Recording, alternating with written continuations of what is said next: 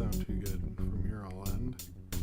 But hello, Cornbread Austin, Super Dusky, Nathaniel Foga, Ramsey the Artist. I like that carpet. How is ever? Or I think Nathaniel Foga is also there. Classic Cameron surprised me there. Sinram, how's it going? Oh, Sinram, I need to respond to you, and I realized your question from last week. I think you sent it a little late, and I didn't answer it, so I might actually go back to it because I feel a little bad. It was a good question. It's a bit loud. Okay. Well, we don't need to. Well, it stopped. So I'll mess with that. I will take that under advisement, I guess. I guess is the best way to say that. Rocket Lobax, hello, how's it going?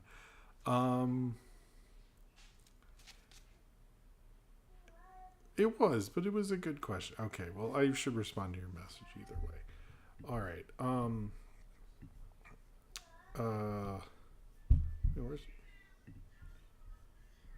Where is my script? And hello, how's it going? All right, so yeah, same actually. It's been a weird, rough day. What do you mean bring up? I'm very confused. Hello, Ratboy Mickey and M Blood T. How's it going? And Jordan Salaflo. And hello, Pup. Okay, everybody's showing up now. All right, there we go. And Chan talks more movies. It's incredibly definitely good. Okay, and Dylan Butler. Whoa, everybody! Look at all this. Look at all this. Hello and welcome to Movie Crap Live. It's been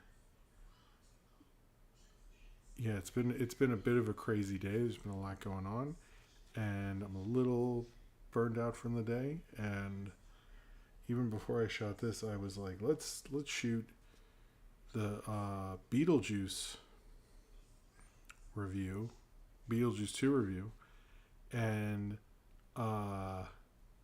cool and plenty. And then halfway through, like, a kid woke up. I stopped, and I was like, all right, I'll film the rest. And then and then when I filmed the second part, the audio didn't record, even though it looked like it was recording. So I'm not sure. It might be like the end part, the audio stinks, because I did get some recording of it through the camera, but I don't know. That was very disheartening right before the show. I feel like Shay was like, okay, but I'll get to this, and then it, that kind of sucks. I'm not going to lie to you. Anyway, Black Sea Oxymical with the first super chat of the night says, I have no good Kevin James joke for this message. Well, that's fine. That's fine. I appreciate that you tried with a Kevin James message. William Dumel. Hey, how's it going? All right. Anyway, here is Cornbread guessed at this Rise Fuel. It said Kool-Aid on it, so, and Zodberg's here. Oh, Beetlejuice at the drive-in? That sounds cool. Oh, thank you, Dylan Butler. Cheers to you, but my first Beetlejuice. Oh my god. Hello, Nutbox64. This tastes just like Kool-Aid. That's kind of what I thought. Oh, sorry, Felix. Okay. I thought I said hi to Austin, but I'll say it again. Congratulations. How very Tim Burton, I guess, and Javier Portello. That was just sort of disheartening to learn or to find out after you film something. But at least the audio is there in some form. I don't know. Maybe I'll re-record it. We'll see. This just happened, so I'm a little like, don't know. I don't know. Hard to process. Figure it out later. Trying to think other stuff. I don't know. Just been hanging out, watching. I finished Terminator Zero. I don't know if I'll do a full review just because I don't know when it would come out, but it was very good. It's kind of cool. I feel like I didn't like any Terminator sequel after Terminator 2, and then suddenly I do like Terminator Zero, and I like Dark Fate, but I'm not sure. Does anyone else like Dark? I thought people liked Dark Fate, but it feels like I don't know. Maybe I need to rewatch it. Maybe it wasn't as good, but I didn't think it was as good as like 1 or 2. But Terminator Zero isn't good as 1 or 2, so I don't know. Austin said, "So are you going Hawaiian with the Hawaiian punch?" Oh, you know what? I didn't realize that. I didn't even think of that. That is a good. You know what? I should have said I did it for. Um, in honor of Beetlejuice. Although Beetlejuice has like a Fanta endorsement or something, but that's not gonna keep me away from the show. Anyway. Plant trying to get my drink. Alright. Cheers to you, Austin. That's good. I don't know. Anyway. Terminator Zero is pretty good. I also since I'm kind of glad, yesterday I guess I could have done a stream, but I thought no. But I did learn a recent. I know my other previous 9/11 fact was the stairs thing. You can look that up. But I learned a new one, which is actually interesting, and it's not a depressing one this time. Is that supposedly they used the because I do get into true crime stuff. I don't talk about it a lot, and I have another true crime thing about the new Unsolved Mysteries. But supposedly, so that when the 9/11 happened, they made a DNA database to like figure out everyone's DNA, because some people got like majorly destroyed, obviously. So when they're doing a cold case, and they're trying to like find the DNA of somebody, they used the someone who, not the police, but someone whose like family was involved, was like, well, why don't you use that 9/11 DNA database, because that's my aunt's DNA is there, and you can use that to solve this cold case from the 60s. And they did, and supposedly, I know they used it for one case, and that's documented, but supposedly for in other places, and they used it for other cases, but that part is a little hazy. I don't know about that part, but they did use it for a cold case, and I found that to be interesting. But it does seem everyone says they've used it for other ones, and I'm like, I feel like they did if everyone says it, but there's no like cases.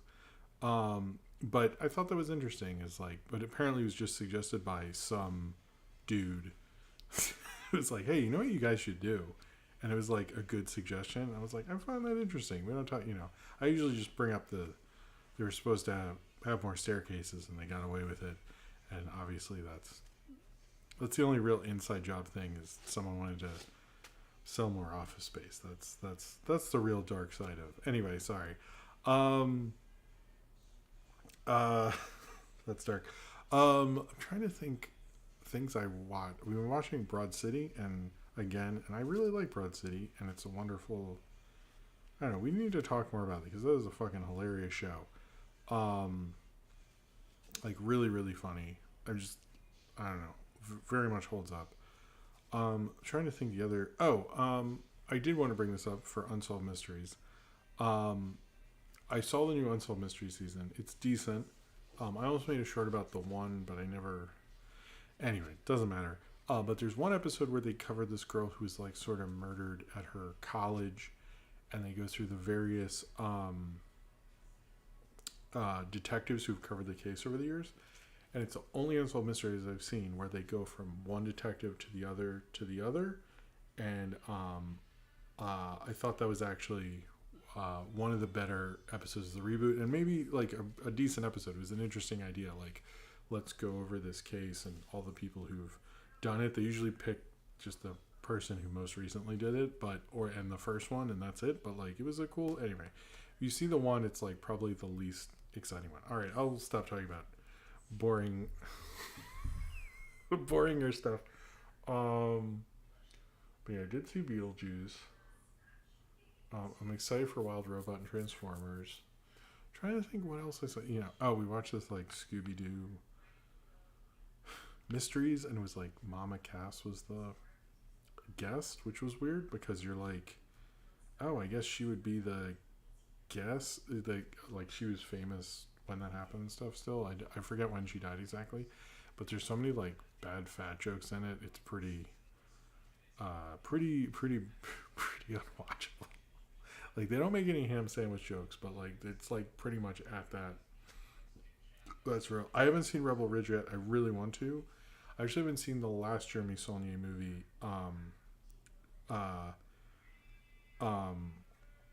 The Jeffrey Wright was in. I never saw that, and part of me wanted to watch that and then watch Rebel Ridge, but I think I might just watch Rebel Ridge. I did. I don't know. I do really want to watch that because I did a throwback to Blue Ruin earlier in the year, and I'm gonna go see and Green Room I really liked as well. So I'm probably this weekend, to be honest with you. I am excited to watch Rebel Ridge. There's just too much going on, and all of that. I guess we'll just talk about video stuff and then we'll really get into it because we actually do have news this week. But sorry that the Tim Burton almost directed thing that took a long time to just like organize because he has an extreme amount of things he almost directed, like more so than most directors, and a lot of detail to them. So the compilation will probably have a few that were just like too long. And I didn't even spend that much time on Superman Lives. Like other things like the Psychic Girl, and like he has a documentary about Vincent Price that I think is like done but never released. Like it's just wild amount of stuff. You know, although someone did get mad at me for making fun of that guy, the kid who criticized Batman Returns. And they were like, you shouldn't be making fun of kids.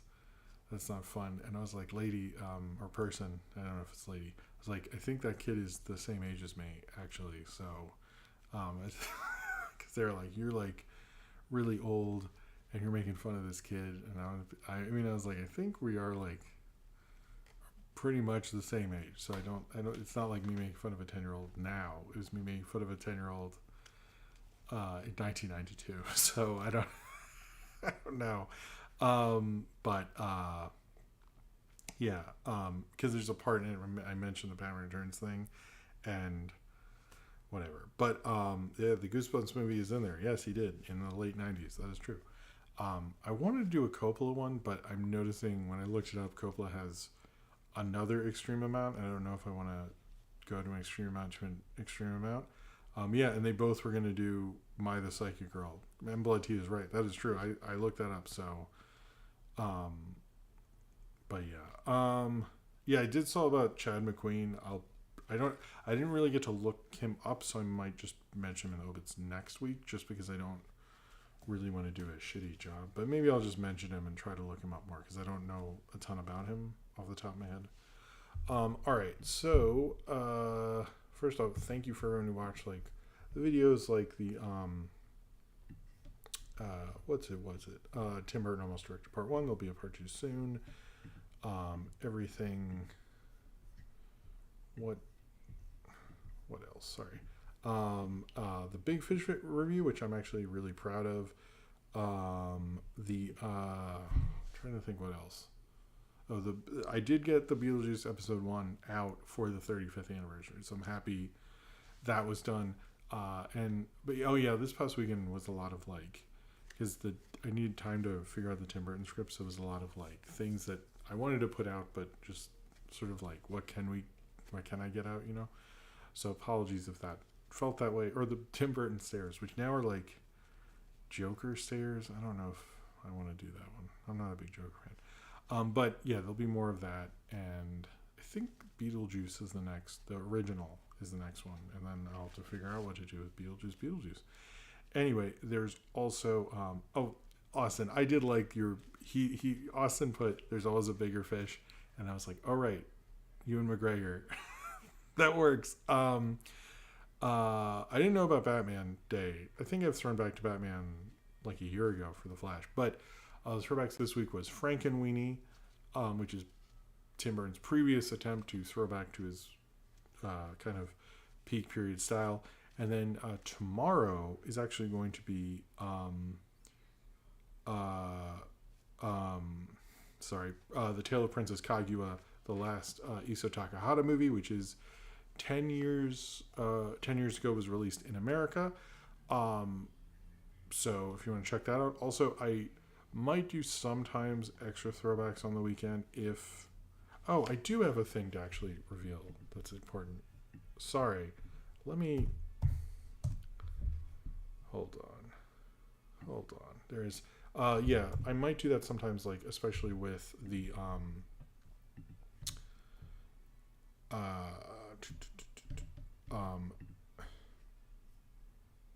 where is it? Did I just respond to that?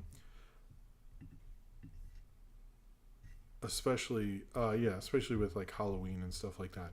I'll probably do some horror movies there and stuff, but not all the time. So it seemed like people liked it with Hello Optimus Rimjob when I did Strangers by the Lake. So that was cool. I don't know. If you were annoyed by that, please let me know. Anyway, I forgot to mention this, and I'm going to do a community post and a Patreon post probably sometime this weekend. But my short cartoon, Phone Buggin', is going to play in Baltimore on Friday, October 11th at Normal's Books and Records. Doors are open at 7:30. The show is at 8. It's $10 at the door. This is going to be a cool show. It's going to have a lot of screens. If you know, my friend Matt Berry is doing it, and it's going to have films from Matt Berry, Brooke Hendrickson, who is his wife, who does really, Colin Gallagher, Jake Binstock, Julia Cook, myself.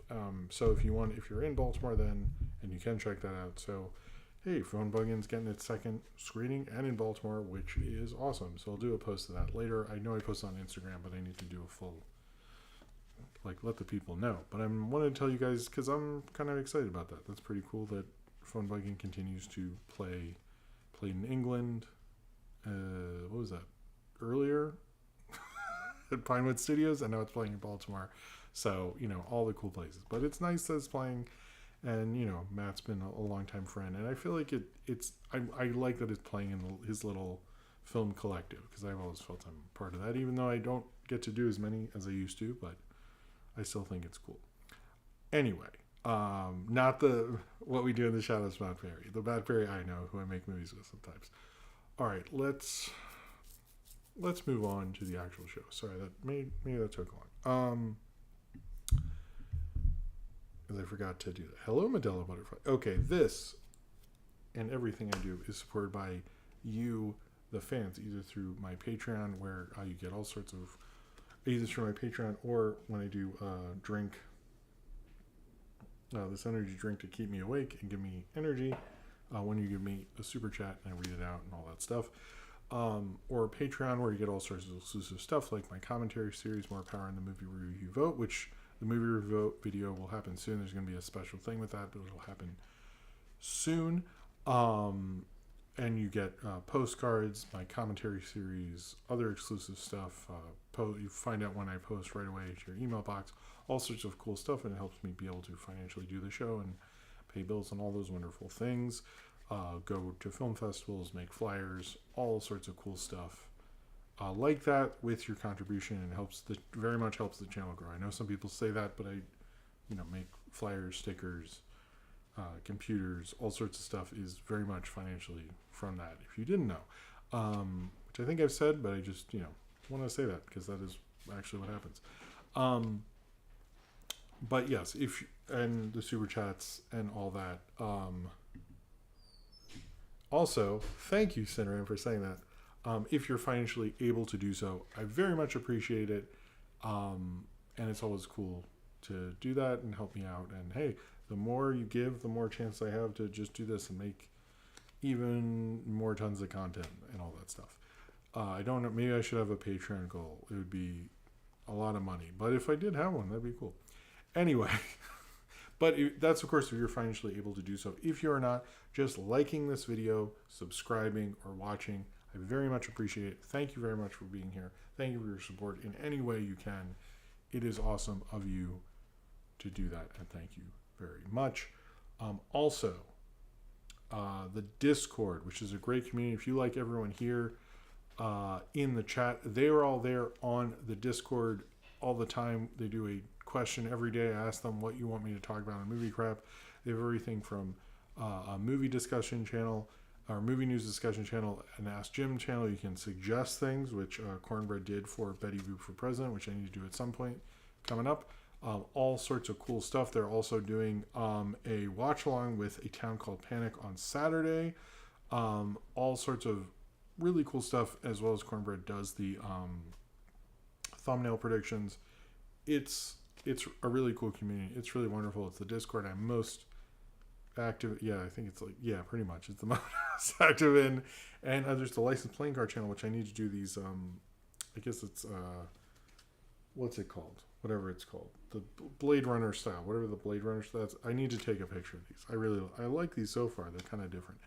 Anyway, also I am on TikTok, Instagram, Facebook fan page, Tumblr still. All that wonderful stuff is linked in the description down below if you would like to. And yeah. Alright, so the first thing, and this is sort of a quick thing, Studio Trigger made a quick little video. Cyberpunk, thank you. Made a quick little video for Transformers. I really wish Studio Trigger was making a Transformers show or movie. It is kind of honoring the 40 years of Transformers. They did an amazing job. I know Izzy was posting about it today because it was awesome, frankly. But I very much love this thing. I thought about making a short, but I was like, what am I going to say? Like, just me screaming, this is amazing? There was not much point. So you should just watch the Studio Trigger Transformers video. It's really great. I retweeted it. It's everywhere. It's a few minutes, but if you like Transformers, it's definitely worth your time. I super hope before Transformers 1 that plays before it. It probably won't. I would love to see that thing on the big screen, but that would be a great addition right before that. But it is one of the best Transformers things I've seen in years. I would put it animation-wise really up there. It was fucking amazing. Anyway, I will have an obits later, but I do think he is worth talking about and leading the show. Is we lost James Earl Jones this past week.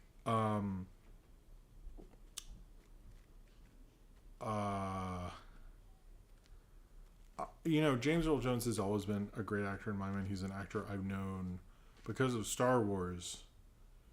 Ever since I was a little kid, I knew who he was. I remember him being on Sesame Street in the 80s. I saw more people posting like he was the real first celebrity in the 70s. I was not born then, so I don't know.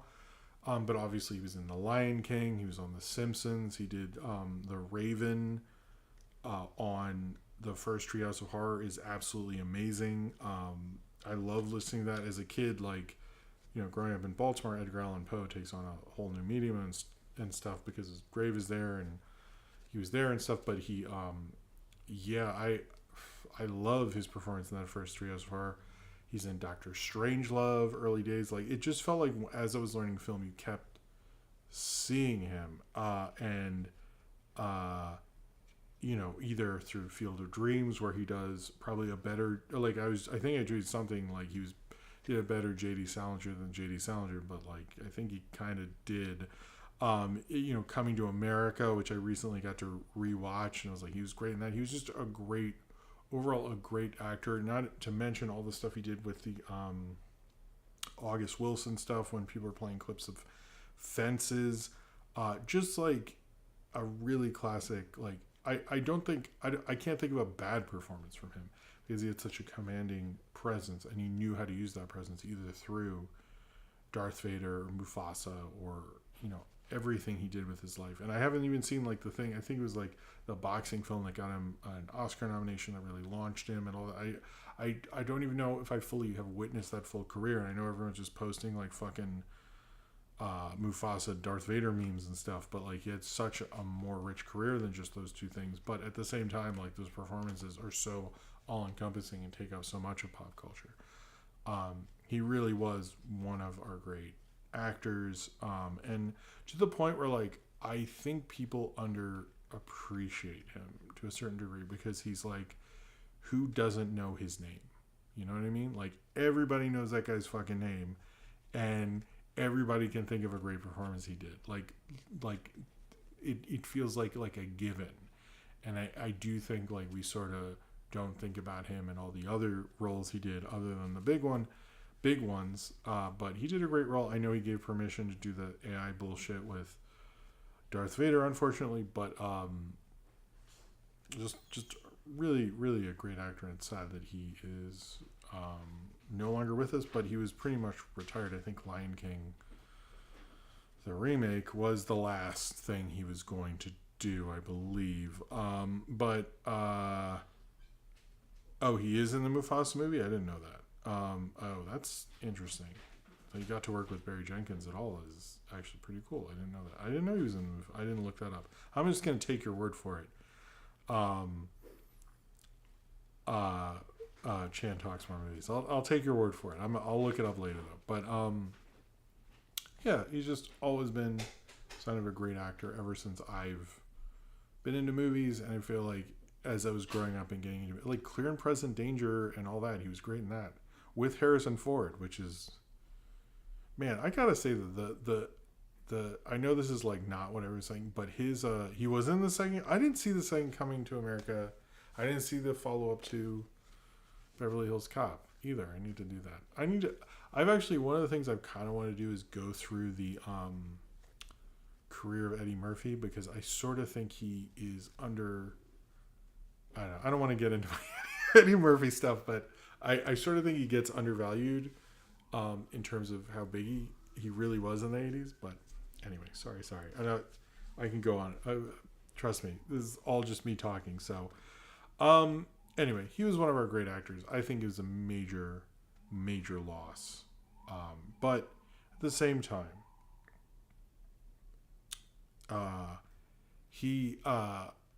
I think he led an incredible life. We are very lucky to have lived at the time to hear new performances from him, current performances for him, and get to enjoy his talents. I think oftentimes when we lose someone, we think about what we're going to miss, but we shouldn't think about what we are going to miss. We should think about what we got to experience with him, and what we got to experience was fucking amazing. One of the all-time, like Darth Vader is an all-time character, Mufasa is an all-time character, like being in Doctor Strange, like if you make a list of the greatest films in American history, he's got several on there, and several would not be the same without him. So yeah, I don't like Big Bang Theory, but that is an interesting point. A lot of people bring this up. James Earl Jones, I've heard from Mark Hamill, like he didn't meet him till way later. That's hilarious that he didn't meet Carrie Fisher.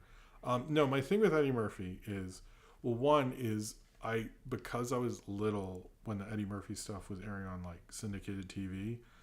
When I rewatched Beverly Hills Cop like in the last couple of years, I realized like I thought the opening, like if you described the opening to me and said what movie is that from, I'd probably say like Police Academy, because they play Police Academy and this and that. And same with like when I watched Coming to America, when James Earl Jones goes in the barbershop and they put flowers down. I probably said this before and I apologize. I literally, like in my brain, that was in Ninja Turtles, the cartoon show. Why I thought that, I don't know, but it was like all filtered and there was no discerning adult to say that. So I'm like, I honestly watched the Eddie Murphy stuff again just to like correct my brain with him. But I also think when I'm looking him up, when I looked at the box office Beverly Hills Cop 2, that was like the biggest box office ever at the time, like of all time. And I do think like we undervalue, because those box office numbers have changed. Like people are like, oh, well, was he that big? And I'm like, well, no, he actually fucking was that big, and he was that important. I don't know. I find it to be interesting because, anyway, even like 48 Hours.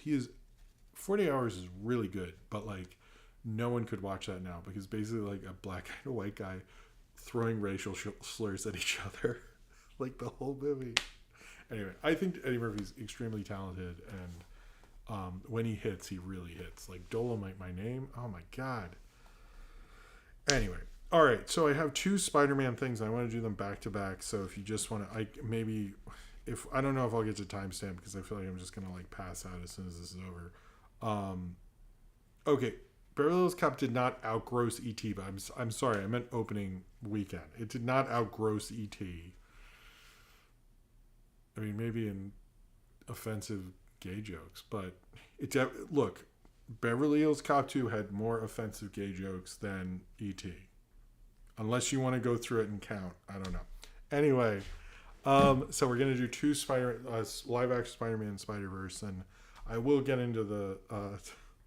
you're right. No, Cinema, I should have clarified that, but sorry. I'm not trying to be a dick. My girl wants to party all the time. I did like... You see him host the VMAs, the second VMAs. He talks about how he shouldn't be mean to music people because he's getting into music, and then you realize like what he's talking about is my girl wants to party all the time, which is like, yeah, okay, Eddie. And if you've seen his 90s music, like what's up with you? Jesus. All right. So let's talk about Spider-Man 4 or the fourth MCU movie. What will be interesting, this would be I'm fairly certain Tom Holland's played Spider-Man live action more than anyone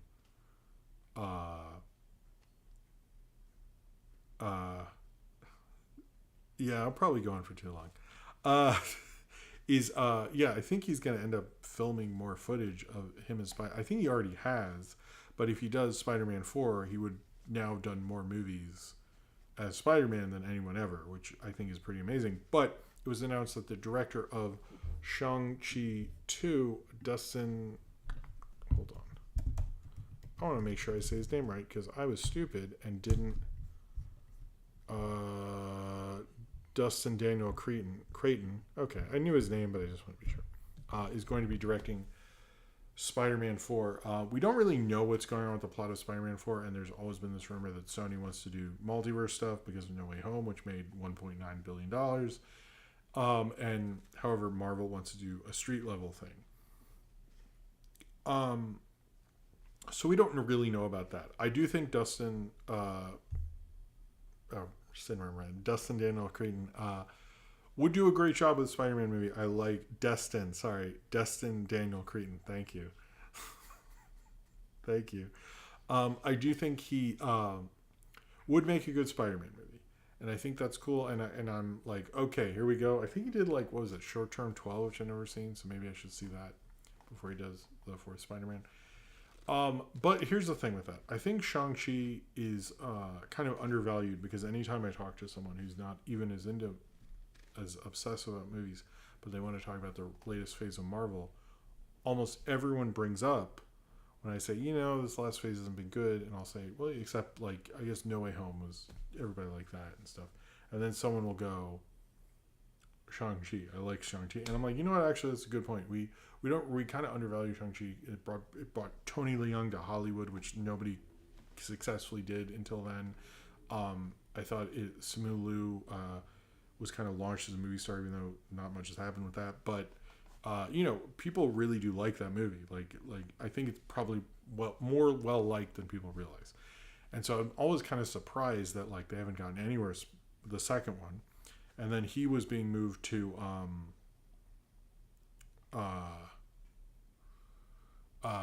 one of the Avengers films, which that didn't work out. And then they finally put him on Spider-Man 4. But the question is, like, what's going on with Shang-Chi 2? And originally he was going to do Shang-Chi 2. And then nothing happened. And we still don't know what's happening. And even in the article, and I posted this on Twitter, that it said, like, we really liked working with him. We've been looking for a project to work on with him. Which to me is like, what do you mean you've been looking for a project? He launched a franchise.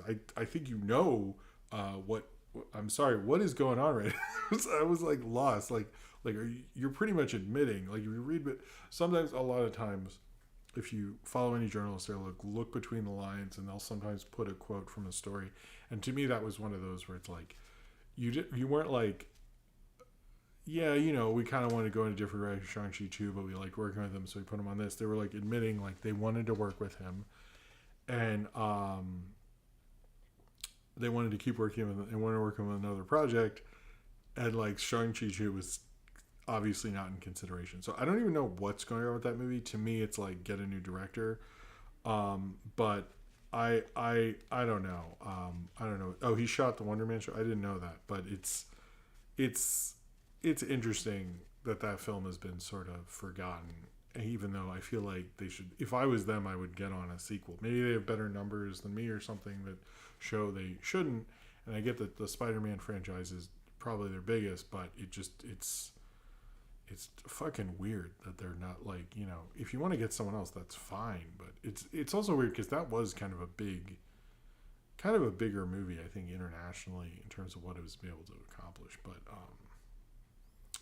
whatever. I just found that odd. So now moving on to, I had to sort of pick a Spider-Man for the thumbnail, and I went Spiderverse because I thought people like Spiderverse more. But there's sort of like one, let's talk about Spider-Verse, let's talk about what happened with everyone's favorite Jeff Snyder. So he reported that the Spider-Verse film had to scrap a lot of things in development. I want to preface that. And threw out a ton of stuff. And then they're having trouble moving forward, and it would probably get delayed a year to not come out the same year as Spider-Man 4. Which, to be honest, sounded pretty likely. When I heard this was going on, I was wondering what's going to happen to the third Spider-Verse film. I don't think that's an exaggeration. And then Daniel Pendleton came out and said, I haven't heard that. And then I think it was Chris Miller came out and refuted it as well. However, I'm going to say this about it. I noticed all these people refuting it didn't actually refute really what he said, which was development, not they threw out actual footage. But the problem with that, and how I will say that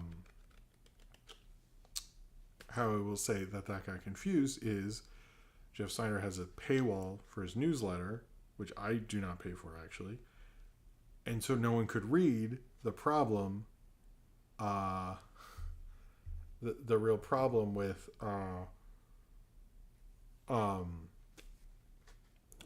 what they're saying, because everyone else picked it up and wrote. So I will say what he reported was misinterpreted. That is true. But and also that Filler and Chris Miller are not getting along with Sony. That is not just, a lot of people have been saying that. So a lot of what he was saying, I think, was read between the lines kind of stuff. But I do think he freaked out on Twitter, which was not appropriate, although he did apologize. And it probably sucks that Chris Miller and Daniel Pendleton shot him down in such a way, especially because he had some good scoops, and when you're an independent journalist, an independent person, I get that. But it also, I don't really get the thing with, I think he acted inappropriately, 100%. I think maybe relook at your business model, because this really got out of hand very quickly. But the other thing is that I don't like the kind of film culture where if it's either him or Grace Randolph or Lights Camera Jackson, wherever the fuck his name is, and they'll take a picture of their tweet or watch their show and take a clip and make fun of them. And I don't think I've ever retweeted a Grace Randolph thing or the Kid Critic, Lights Camera Action Jackson, or whatever the fuck. But it's just to me, it's let's just I don't know. I think it's just I think there's a sense of negativity with all these people. But the thing is and he brought this up and other people have brought this up, is that what he said is not, we know it's not untrue, because we know is they sort of did take out a lot of stuff, because originally they were going to be more connected and they had to move stuff from one film to the other, and we know it was messy at the end. So it's what he said is actually not that radical, to be honest with you. So it I don't know. I think basically what happened is the film Twitter people have to insult these people and just can't to me it's I don't want to hear about shitty conservative people. And I'm also he shouldn't have had a meltdown, but those people shouldn't have shit on him. But also I think the newsletter should have been, the information should have been more widely available. So I think it's a failure on all fronts. But I think I will say, unlike the people who shit on him, I think he apologized. But I don't know. we'll see what happens. I think it's like things getting thrown out in development. Like a lot of things get thrown out in development. But the other thing with movie news stories is the same thing with like things can change fairly rapidly. And a lot of times it's like maybe that was true for a week and maybe it's not. And I'm going to get into that in the next story actually. But then, you might have been true when you heard it, but then it becomes a thing that didn't happen. Like when Force Awakens, you kept hearing that rumor that's going to open with like Luke's hand with a lightsaber. And that was in the script apparently. But the thing is like they changed the script. And so it's like it's not that it's not true, but it's that the truth changed basically. So when you heard it, it's the truth. But when it happens, it's not basically. You know what I mean? It's anyway. I think that's one of the things about movie news that gets. But I don't. I was a little like this is embarrassing, and I think he goes a little much. But I get that it's hard doing independent stuff. So I don't know. I don't mind him and Justin Kroll and those guys because they do good reporting and they're usually right and they usually have good sources. But I think they do. It's hard doing your own thing, so I get it to a certain degree. But I don't freak out like that on Twitter or online or something like that over those things. But I get it. But I think Beyond will probably get. It doesn't have a release date though, so like, is it getting pushed back or I think what will happen is Spider-Man 4 will get a release date, and then they'll decide with Beyond. Now, maybe internally they were like, oh, we're going to come out this date. But it's indefinite, like there's no actual date. So you can't get delayed if there's nothing to delay, if you think about it. I'm just like, I hope they spend a lot of time and make a good movie. That's honestly all I want from them. But whatever. All right, so Lord of the Rings, The Hunt for Gollum. Ian McKellen told someone on an interview that, hello, William Ellman, said, fun fact, James Earl Jones, who voiced Darth Vader, was in Doctor Strangelove, and David Prowse physically portrayed Vader, was in A Clockwork. That is true. I didn't even think about that. They're in, I guess 2001. So I was going to say back-to-back Kubricks, but 2001's in there. That's interesting. Cornbread, I agree with what you just said. That's okay. I like how you phrase that. Cheers to you, William. Cheers to you, William Ellman. Thank you for the super chat. All right. So Lord, this is another one where I will say, flat out, this is the problem with movie reporting, is that when you're still in development and the script's not done, it's probably true that week. But when the movie comes out, so when people make those videos like, all the rumors we heard about this, and it's like, well, yeah, but maybe you should say all the things they considered, whatever. Anyway, so Ian McKellen revealed, and he's considering coming back for Gandalf, but he wants to see the script for Lord of the Rings, The Hunt for Gollum. It's supposed to be Aragorn and Gandalf. I'm very curious if guy, brain not work, got Aragorn. Whoever played that guy, I don't know. He, if he'll come back. But supposedly they're going to make it into 2 films, which sounds obnoxious, but sounds like how Lord of the Rings is handled, if they make it. I don't know if that is... we'll see if that happens. I hope it doesn't. That does sound very likely. So cool. It sounds like it's like... I don't think this is like the worst idea for a movie, but I'm also like, couldn't you just make an animated, man? Like, I don't need a live action Hunt for Gollum 2 movies. That sounds fucking garbage. You know what I mean? Viggo Mortensen. Sorry. Hey Ryan, how's it going? I don't know. We'll see. It's like, just make it one thing. I don't know. I'm actually gonna watch the Rankin Bass or Topcraft. You want to be specific? Hobbit with my kids before the new Lord of the Rings animated thing. I think if I was doing Lord of the Rings, I would just do it animated for now on, if that's successful. Because, like, gosh, I don't want to look at this Hobbit movie. Because, like, the Lord of the Rings trilogy, not all the special effects ages the best or anything, but mostly, like, Peter Jackson got it to work in a very solid way. It's like, I don't feel the same way about the Hobbit, but whatever.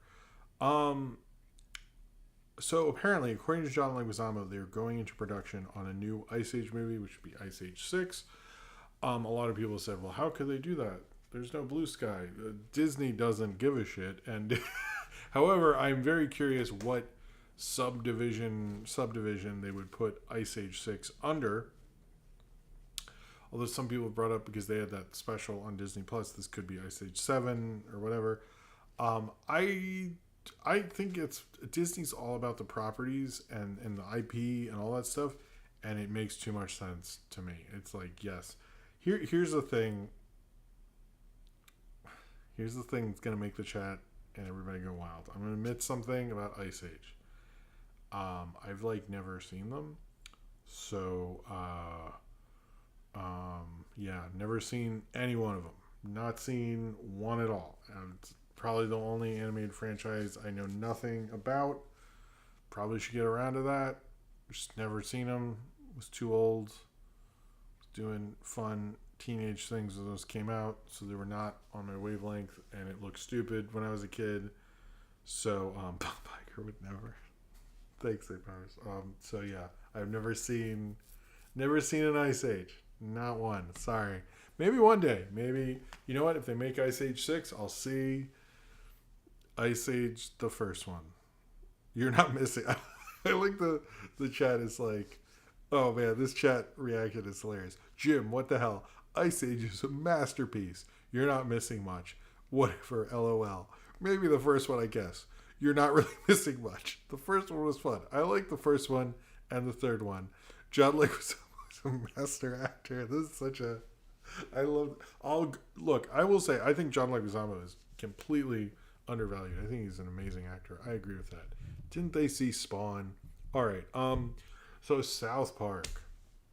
We learned this week, and there's actually more things behind this than you realize. South Park, that creators Matt Stone and Trey Parker, that they are not going to talk about the election or politics, and want to avoid that.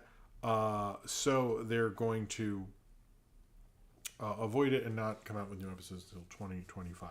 Now, thank you. Like, so everyone has these reactions. Simram's like, I haven't seen it either.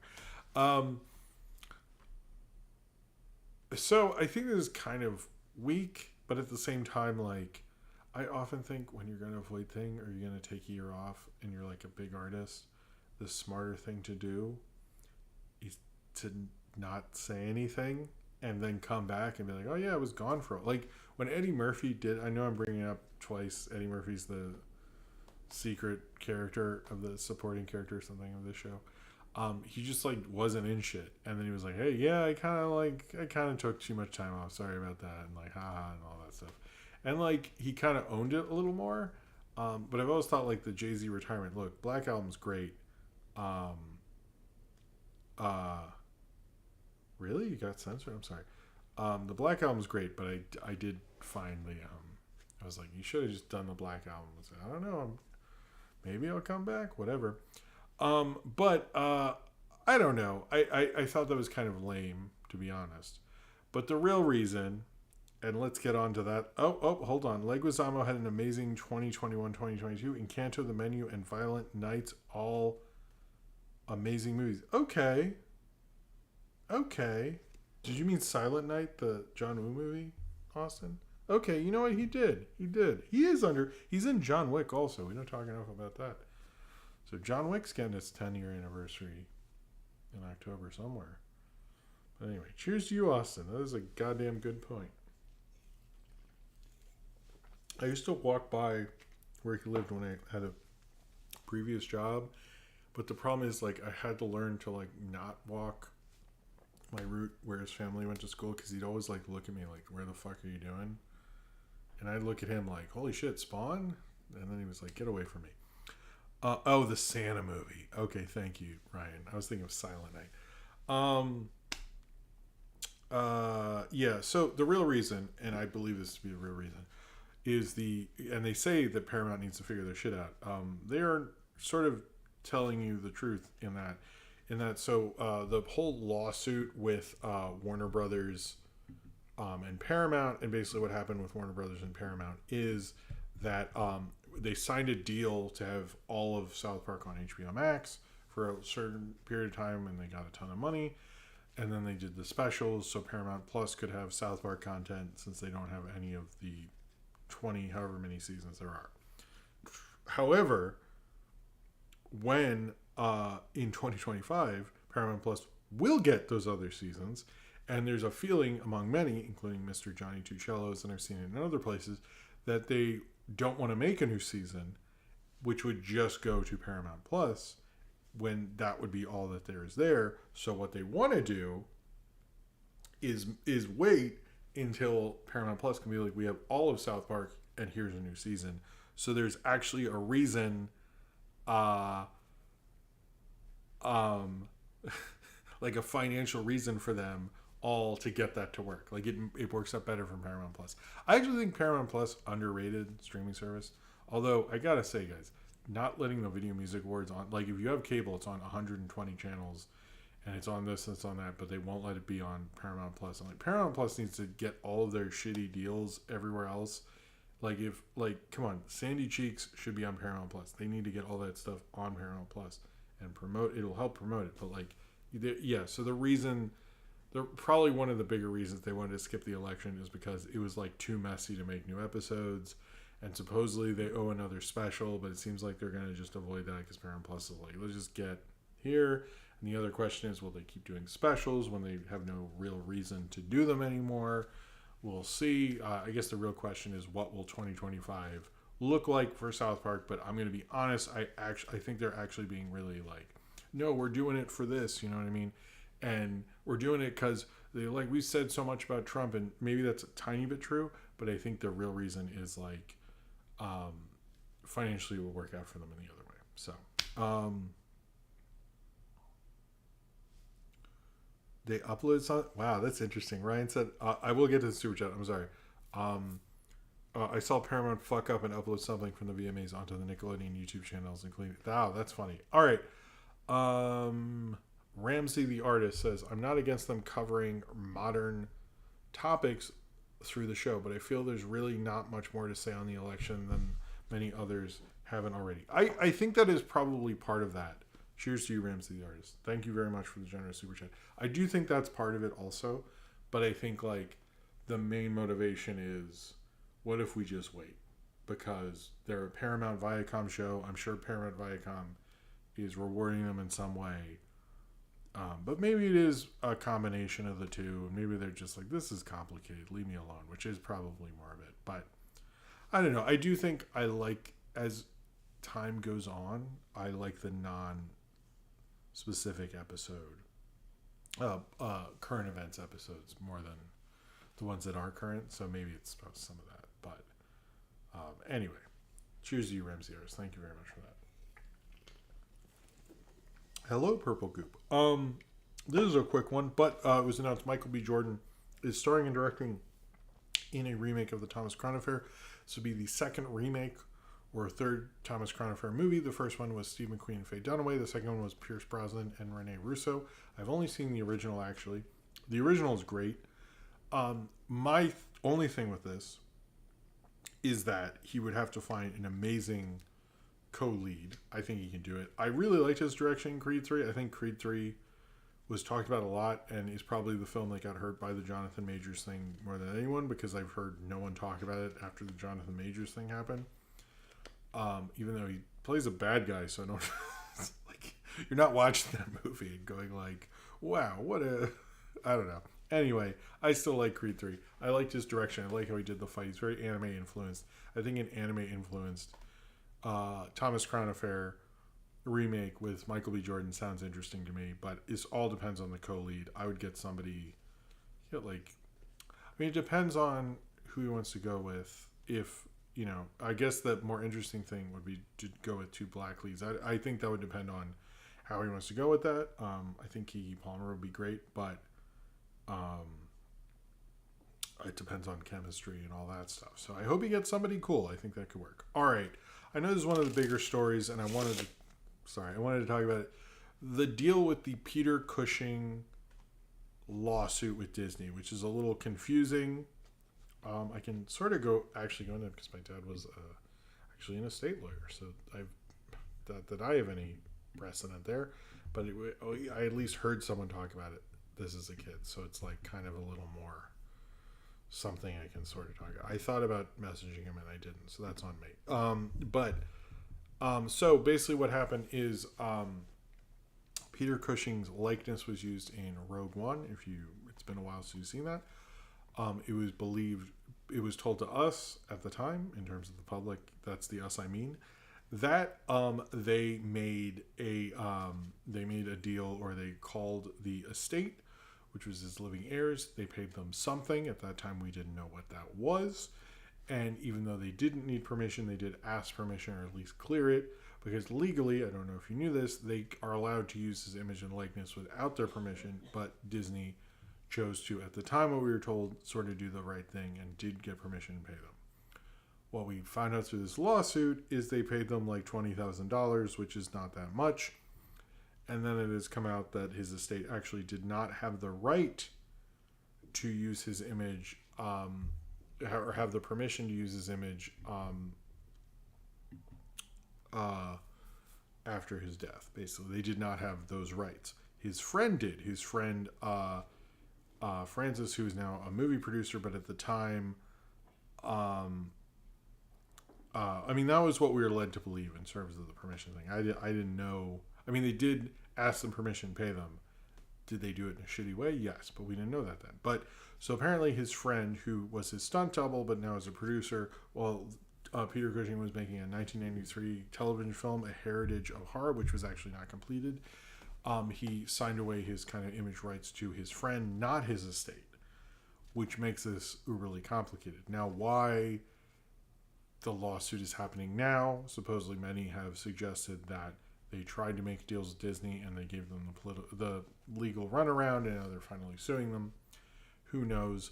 The distressing thing, obviously, is that they don't need permission and did it. They did still ask permission. Did they do it in a shit way? Yes. But my main question is, it is a little strange for someone to sign over rights like that to a friend. I'm assuming, and I don't really fully look up like what happened with Peter Cushing and when he died, is that because of this movie film, Heritage of Horror, was this just for that movie? Because that makes a little more sense. Whereas his whole rights, like, was he concerned his family would just like sign over the thing and he didn't want them to?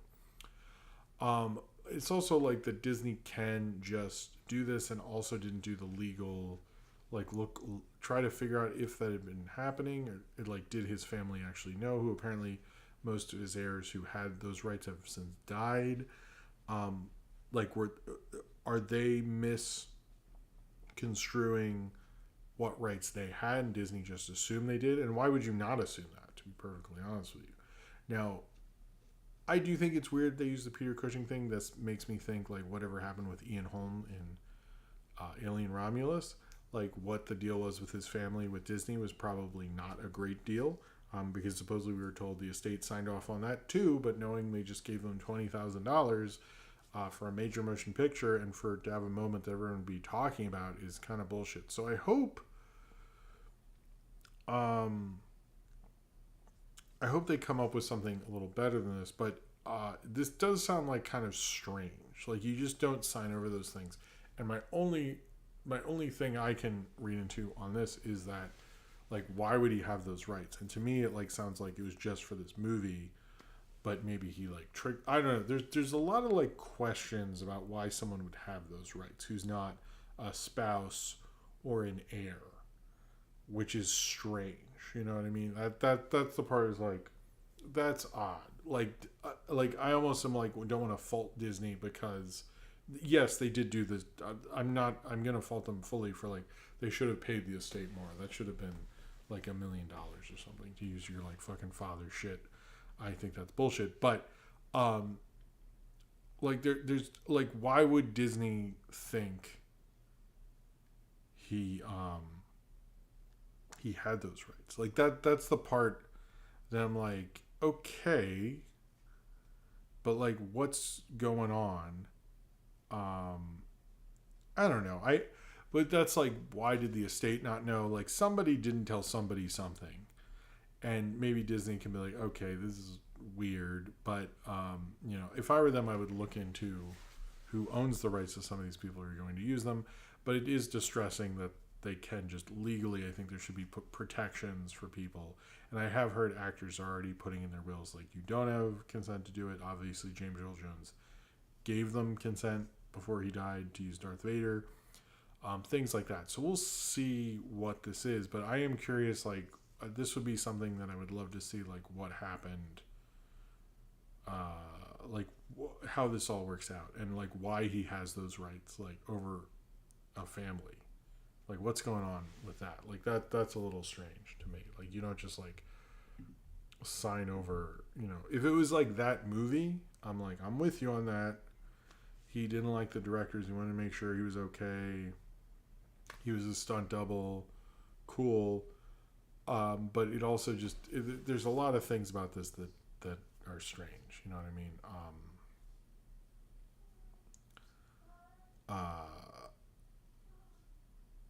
I don't.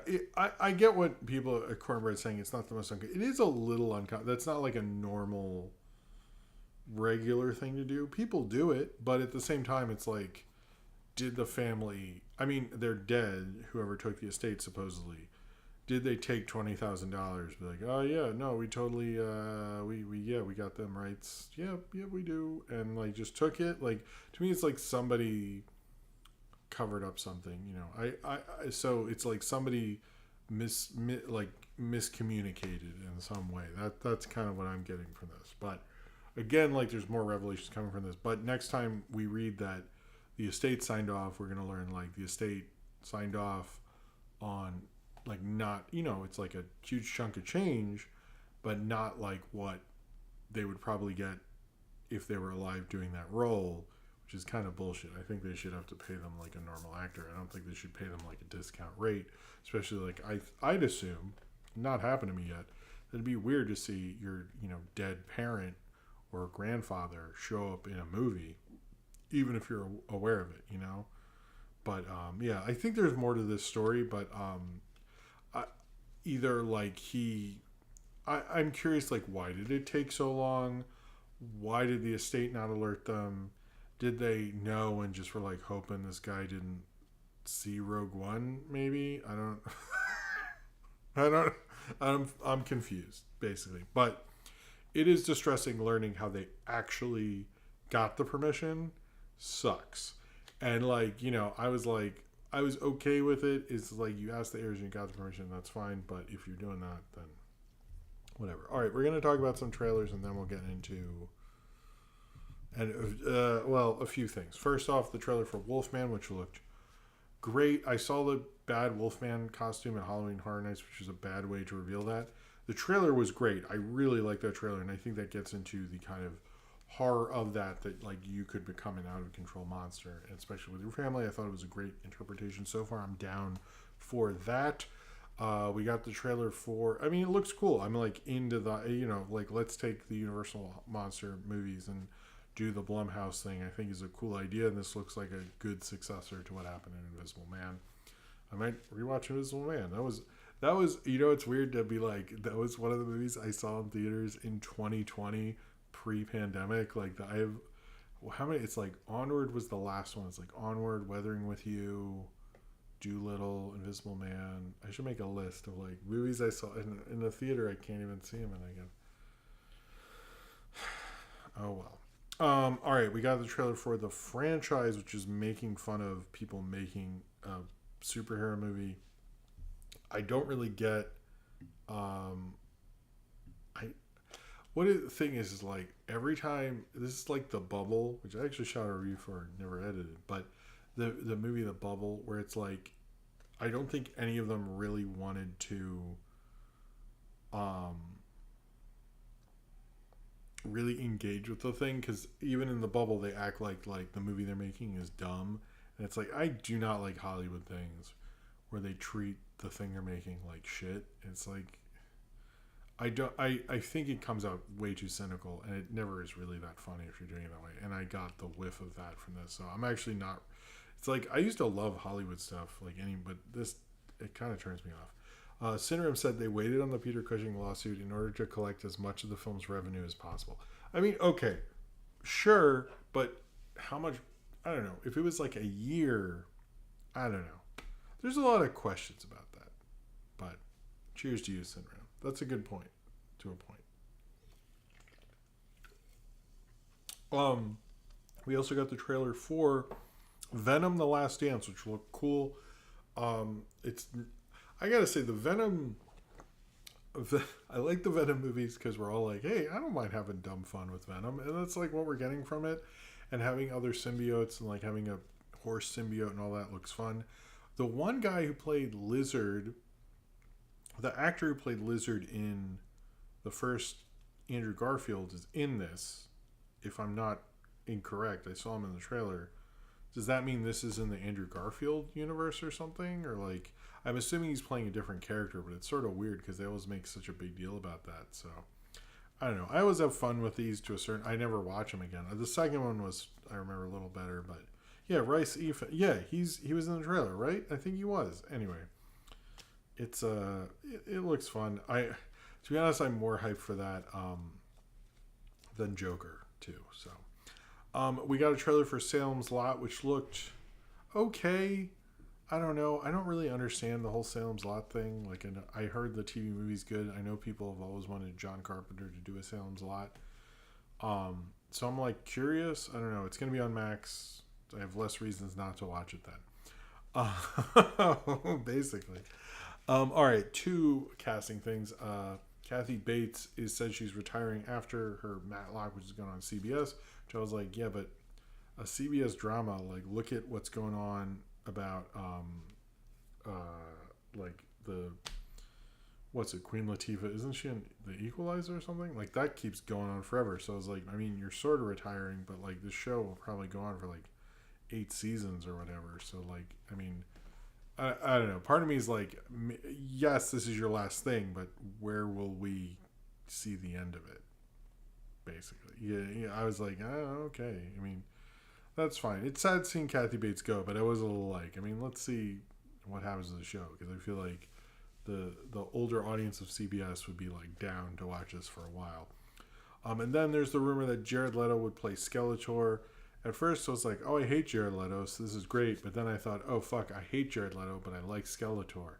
Here's the thing, is like Jared Leto, yeah, is worse than Skeletor. But Skeletor's fun. It's like he's the worst. Like, you're supposed to get somebody fun. Jared Leto can't have fun.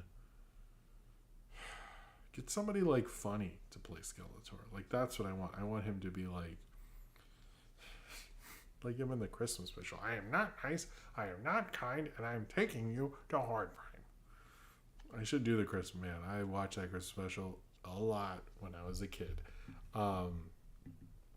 He-Man, you know, I like that. Oh, that liar, it doesn't take 30 seconds to get to Mars. Yes!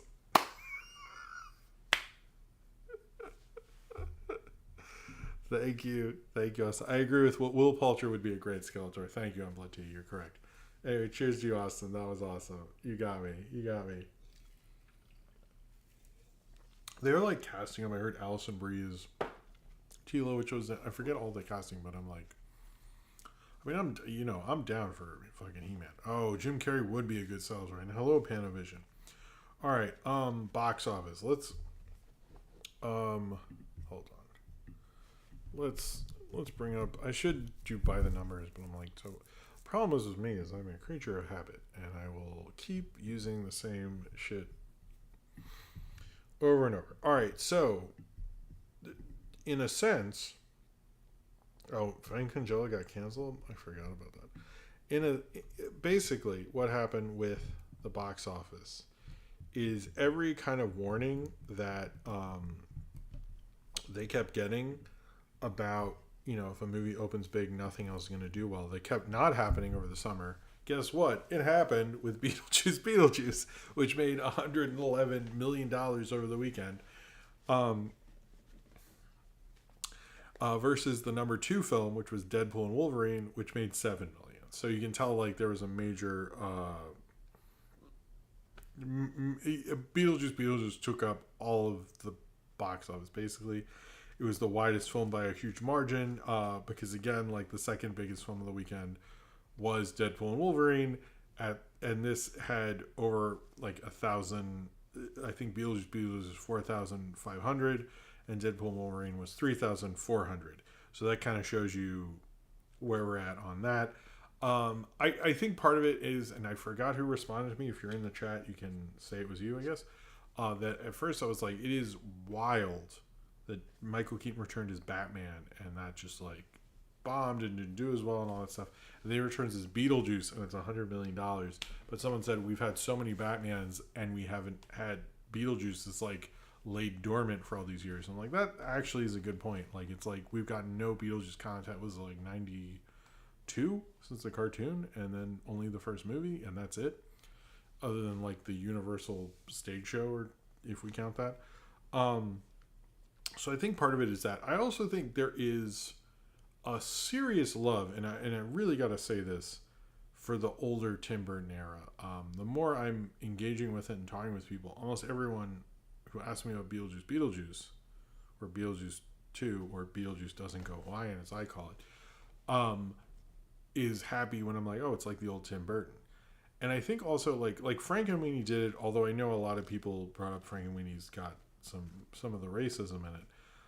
But I think with Beetlejuice, it it's like the band's getting back together and all that stuff. I also think Jenna Ortega is she's smart, because Scream was like, a good franchise to go on, but now like her association with Tim Burton reminds me of what bigger stars have done, like DiCaprio did with the Cameron, Spielberg, Scorsese trifecta.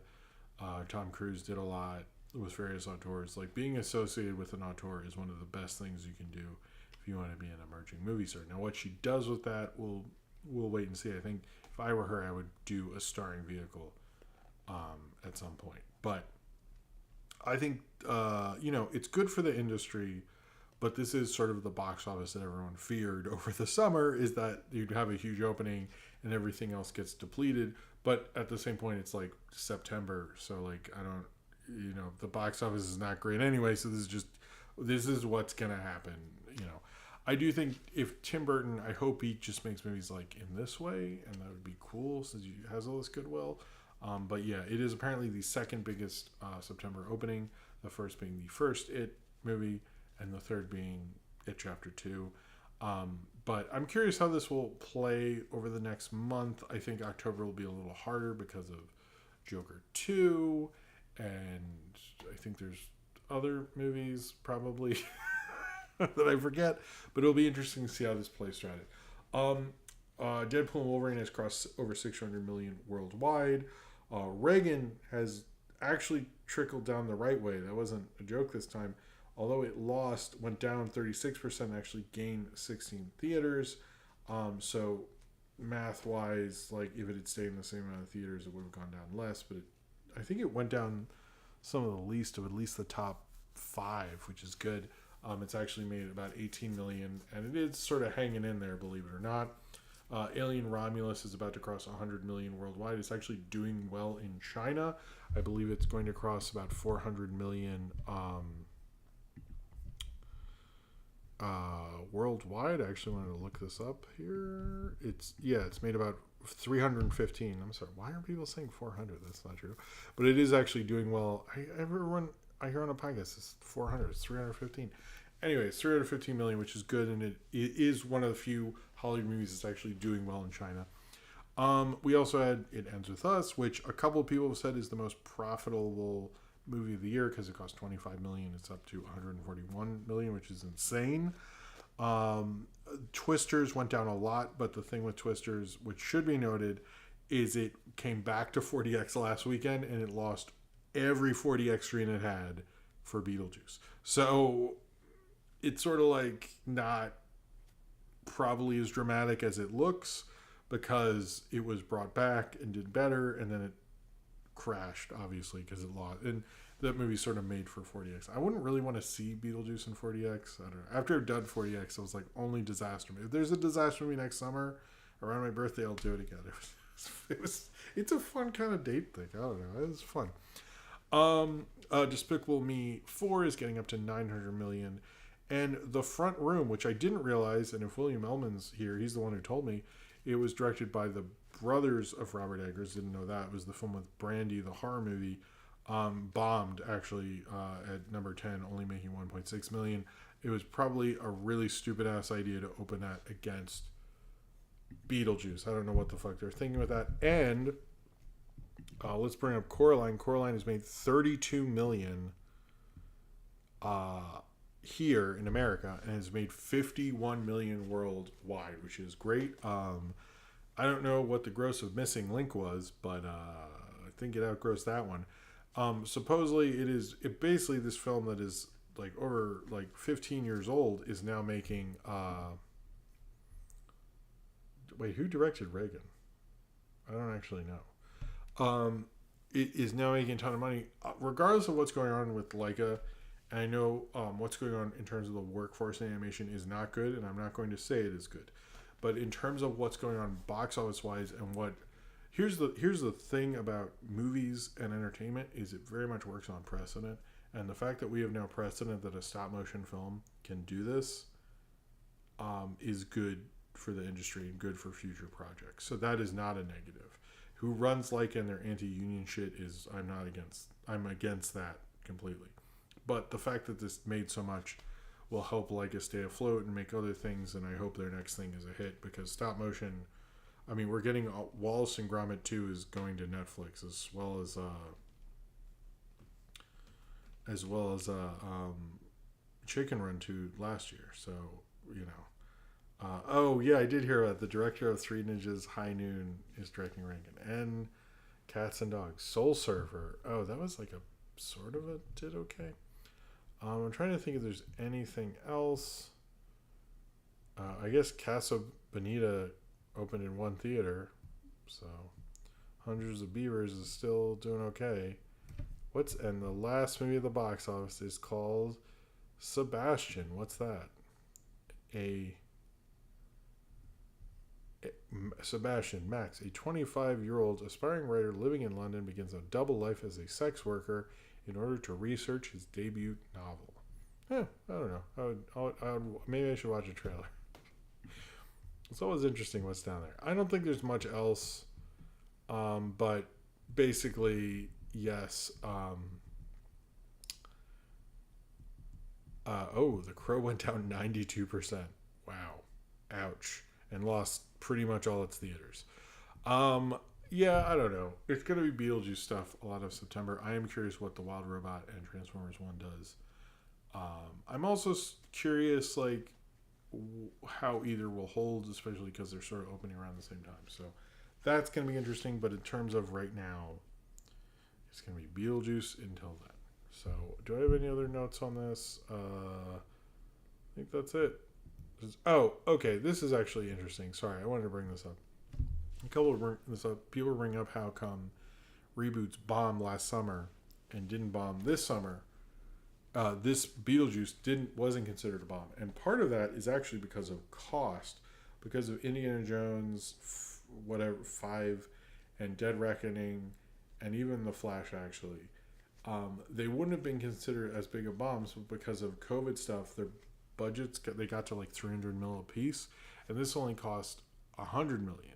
So had it had to have all the COVID delays and stuff, this wouldn't be considered as successful. But since it wasn't the high budget that those were, it was able to succeed. So it's actually like this isn't a success over those just because of the Beetlejuice thing. It's also because it was able to keep its budget in line, which those other ones, and particularly I heard people bring up Indiana Jones and Mission Impossible Dead Reckoning, is that those films just cost so fucking much. So it actually sort of worked out because Tim Burton and company were able to keep the budget relatively reasonable, and they had a huge opening weekend, and so it worked out. But like a couple of those movies did have good opening weekends, but since it cost so much, there was no way they were going to open up any better. So anyway, something to think of. If you're ever making something, keep the budget low. All right, we're going to talk about a few things, and then we'll take a break. Josh Brolin, it was announced, is not going to be Green Lantern. This was as it was reported. I'm going to preface this because I heard a lot of people saying, "Oh, they lied. They thought it was going to be Green Lantern." That's not what was reported. What was reported is that Josh Brolin was offered Green Lantern, and then they're going to go to Ewan McGregor and Matthew McConaughey. What we know now is Josh Brolin turned it down. So that means they're going to go to the other two. And the other thing is, like, this is casting. All three of those guys could say no, and it could go to someone else. So that's what's really going on. But I've heard people go, like, these scoopers, they lie. And I'm like, not, whatever. Ocean's 14 is in the works, but without Steven Soderbergh. Supposedly they want to do one with the guy from all of the Western Front guy. I was just like, this sounds like a horrible idea without Steven Soderbergh. And the whole, like, I don't know if Brad Pitt will remain uncancelable till then. I don't really think he should. But it's just like, I'm actually not, despite being a white guy in his 40s, I'm not the biggest Ocean's fan. To me, when they came out, because I was into Soderbergh as a teenager, it was like his lame movie he made for box office reasons. So, like, I just thought it was dumb. Like, I was like, oh, that was a fun heist movie, but it didn't represent much to me because I was like, when's he making another The Limey or Kafka or something? Like, that was where I was at. So, like, when I saw the first one, I left going like, I guess you know, he could make his big Hollywood movie. Good for him. But, like, I was just like not he. I was not in the right mind space for it. That was not what I want from Soderbergh. So. I would like a Logan Lucky too. I saw Logan Lucky had a bit of a comeback on Netflix. And I was like, all right, good for Logan Lucky. I wouldn't mind rewatching that. I saw the Dwight Yoakam thing where they were demanding the end of Game of Thrones. Anyway, a few Emmys things. One, Blue Eyed Samurai won the Best Animated Series Primetime Emmy. Good for that show.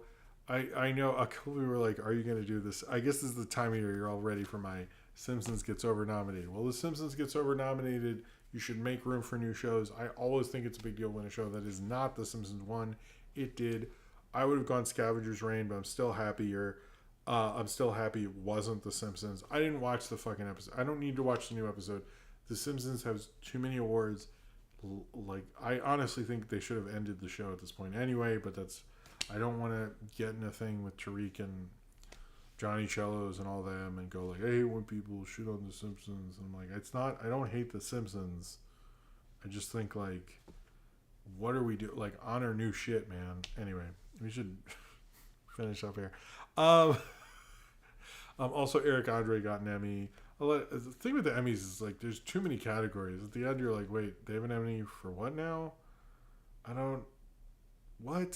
Whatever. But I'm happy about the thing. I actually, to be honest with you, if it was up to me, I would have gone Scavenger's Reign. I know people saying X-Men 97, and that is a good episode. I would have also nominated My Adventure Superman and Smiling Friends. The fact that those two aren't on there, I think, is stupid. I'm so out of date with Bob's Burgers, and I should probably one time actually sit down and really watch that show. But I'm not gonna get mad at that for being nominated. But The Simpsons, I'm like, whatever. Okay, Lily Wachowski is making an animated movie. This sounds really cool. She's not... Lana made... unless I'm wrong about this, I believe Lana made the Matrix, the fourth one. But it is about... Okay, it's called Hell Followed With Us.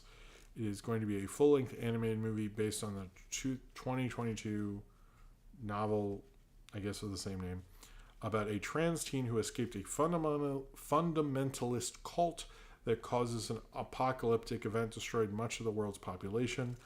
He has broken free from the cult. He's infected with a bioweapon that is slowly turning Benji into a monster. After fleeing, Benji is taken in by a group of LGBTQ plus teens who then team up for survival. That wasn't my main problem. It's just I'm tired. The novel features not only a trans masculine protagonist, but an autistic representation, as well as in the character of Nick, the leader of Teen's found family, who is gorgeous, autistic, and a deadly shot. It says, according to the book's publisher. I wish after descriptions of people that were very complimentary, it said, according to the book's publisher. Anyway, sorry. That sounds cool. I like the Wachowskis. I hope. I'm curious. You know what? I didn't love that fourth Matrix movie necessarily, but it was interesting. And I don't mind when directors are sort of past their peak period if they make interesting stuff.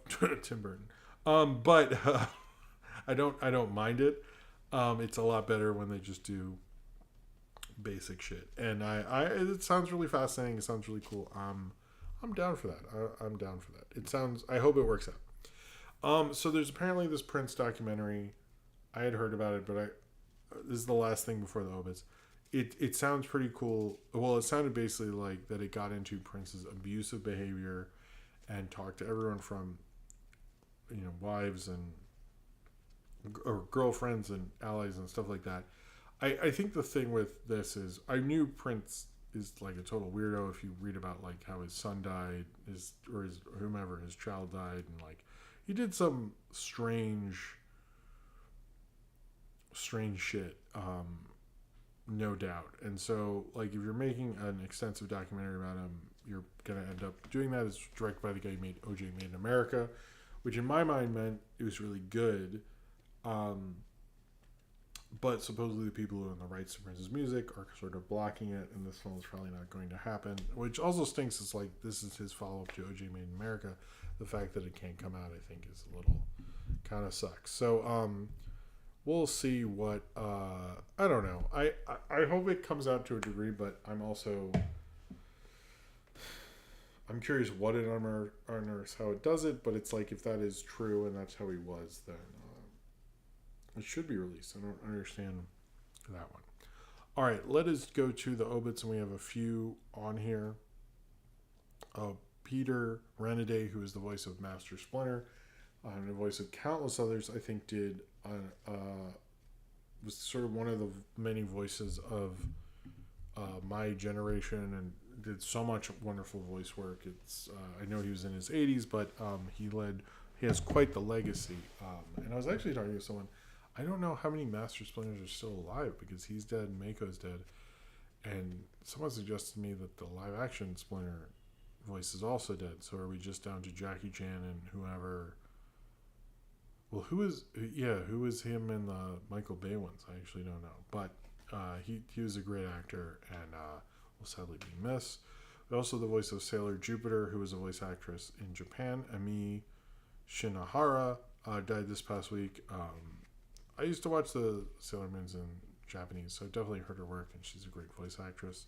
I don't have a ton to say about her, unfortunately, but I wanted to mention her, as well as Takashi Kasaya, who's one of the creators of Ultra Q and Ultraman, and was a major part of...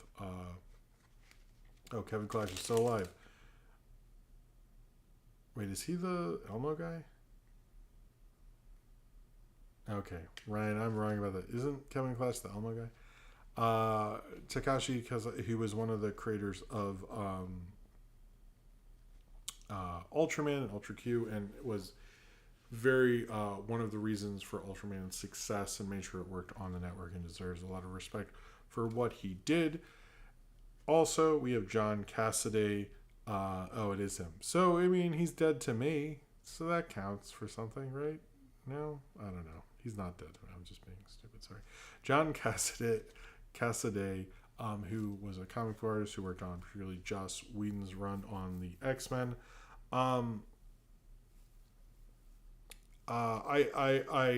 He's a great artist. I think a lot of his art became super influential in comics, whether you like that or not. I have not enough experience with his comics, unfortunately, but I do think like so much of that art is so iconic and went to influence. I mean, what Joss Whedon did in the comics ended up reasons why he went in the MCU, and I think a lot of that imagery went into cinema and so forth. So I do think like he's probably a lot more influential than he's getting credit for. I think that's everyone. Obviously, I talked about James Earl Jones at length earlier. Steve McQueen's son I will talk about later. Wait, what? Oh, Nostalgia Critic. I noticed clips of Nostalgia Critic and YMS keep going viral for kind of cancelable things they said, and I think that, I just don't. Oh, hey, Steve Meister. I don't know. YMS, I never got everyone's thing with him. Although I met him and I know everybody likes him and whatever. All right, I'm going to take a break. Then we are going to talk about Tim Burton's kind of first major short film, Vincent from 1982. Then we'll do questions, and then that is it. If you'd like to do a super chat, now we have an ad up. Come on. If you'd like to do a super chat, because the show is going to be ending in the next half hour, now is the time. I will, Ryan. I will say I never liked when people go after Animat. To be totally honest with you, because it's never an inappropriate thing. It's always like, let's make fun of them, and I don't appreciate that. Anyway, if you'd like to do a super chat before the show ends, please do so. I'm going to take a quick break. Let me get all my stuff together. And then, wait, where are you, OBS? And then we will be, where, you think what?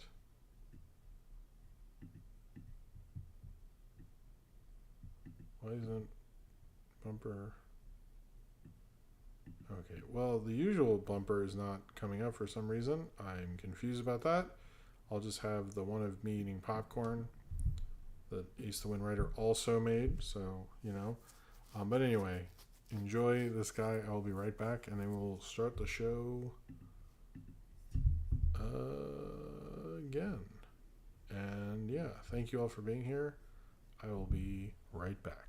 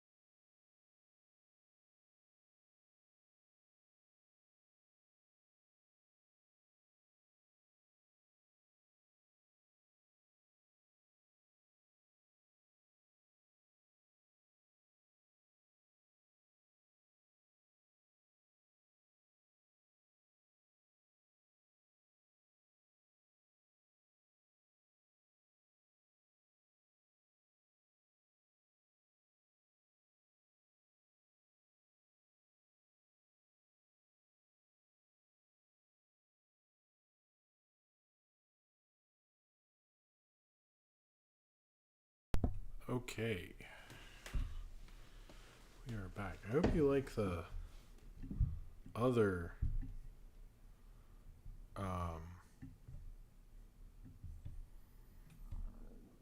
oh, sorry. I hope you like the other image. I don't know why the other one didn't work. I don't know. Who knows anymore? Anyway, hello. I'm back. All right. Hope everyone's been having a good day today. Alan Oppenheimer. What does that mean? I don't even know what that means. Does that mean anything? I don't know. Who knows anymore? You know? Anyway. All right.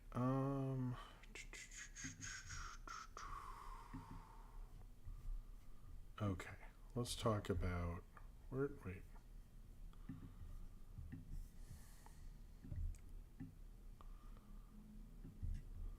Let's talk about Vincent. If you didn't know, I'm doing another. Sorry about. Getting a little. I need to check. Sometimes they. I've noticed what YouTube will do. I actually place the ads. I don't do the random one, but I've noticed sometimes before I get to, because I have a job and family and stuff. When I go in to see like where all the ads are, particularly on this show, it'll be like a million of them, and I'll reorganize it. So if you ever see that, first let me know. Be like, hey, this sucks. I'm like, okay, I'll change it. But I usually, it's like every half hour or something like that. I really don't like to do them that much. I need to make money, but at the same time, don't be a dick about it, Anyway, oh, Jim, you're so cool. Thank you, Rat Boy Mickey. That, I like, cheers to you. That's very nice of you. Giving me the ego boost before I do this. This one was cool. I actually got, I kind of stocked up a bit. Have an interesting one for next week. All right. Anyway, so tonight, I have no clue when this is coming out, although we're getting a bunch of Tim Burton content. Actually, I did the math, and after I'm done with Beetlejuice, despite the audio issues, I think I will have done more. I've reviewed more of his filmography, more of his movies than I haven't reviewed. I think I've crossed the halfway mark. Anyway, there's still a bunch I haven't, but I've done a fair amount. I think after Beetlejuice, I've done the first 3 at least. Anyway, yeah, no, I don't love that happens, Cornbread. I agree with you. All right, so Vincent. This is a 1982 stop-motion short film directed by Tim Burton. He has other shorts that he made by himself that were, I think you can find some of them on YouTube, but this is sort of the first major one. It was sort of his, there are 2 executives who he kind of warmed up to when he was an animator at Disney, and they actually gave him the money. Hold on. Let me actually, because I want to actually say these people's names, because they deserve some credit for actually kind of sort of discovering. So while he was working as an animator at Walt Disney, 2 Disney executives, Julie Hickson and the head of creative development, Tom Willith, liked Tim Burton and what he was doing, and actually gave him $60,000 to produce an adaptation of this already written sort of poem thing. Tim Burton actually considered making this a children's short story book, and you can kind of tell based on the rhyming and stuff if you listen to the Vincent Price monologue. But this is his first thing, and it was a Disney thing. It does play, in my mind, like kind of a gothic kids fantasy, and solely in that perspective. I think it really works. And Vincent Price, who does a great performance in this, and cool little trivia fact that I don't think enough people bring up, this came out as 1982, which is the same year, and I believe around the same time, Thriller came out, the album Thriller and the song. So interesting year for Vincent Price. He gets to work with Tim Burton and Michael Jackson. or at least have those things come out. I'm curious what paid him more, but we don't need to get into that. But Vincent Price does a great job, like kind of reading it and giving it a lot of life to it. He really liked working on this. He thought it was actually a little better than, he said, better than getting a star on the Walk of Fame. And he had a relationship with Tim Burton. They had a friendship till the end of his life. He was only in one other Tim Burton thing, I believe, which was the beginning of Edward Scissorhands. I have no clue why he didn't put him in other stuff, because it does seem like you really like Vincent Price. But it's basically about a little kid who wants to be Vincent Price and is obsessed with sort of these gothic movies, and